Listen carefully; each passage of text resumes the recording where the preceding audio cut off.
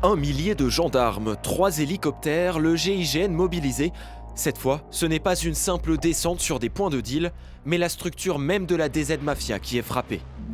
42 personnes interpellées, des cadres de l'organisation et membres de leur entourage, après 2 ans d'une enquête inédite selon le parquet de Marseille.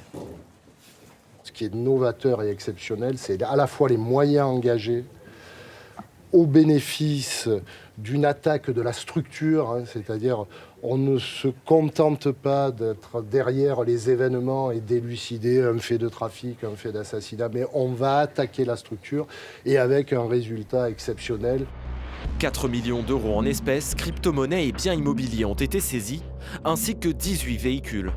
Mais la prise la plus précieuse de la trentaine d'enquêteurs mobilisés est la connaissance du fonctionnement d'une organisation criminelle opaque. Nous nous sommes fortement intéressés à l'écosystème.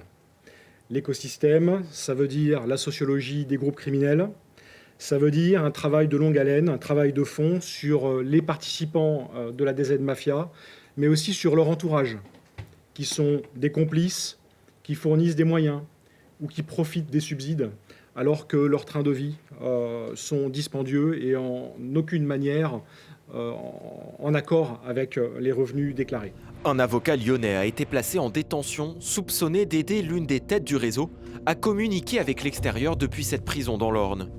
En tout, 26 personnes sont mises en examen. 17 hommes, 9 femmes. C'est assez intéressant, 9 femmes.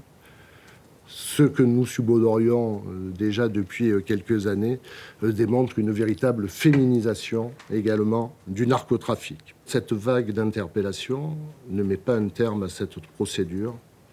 Ce n'est qu'un début.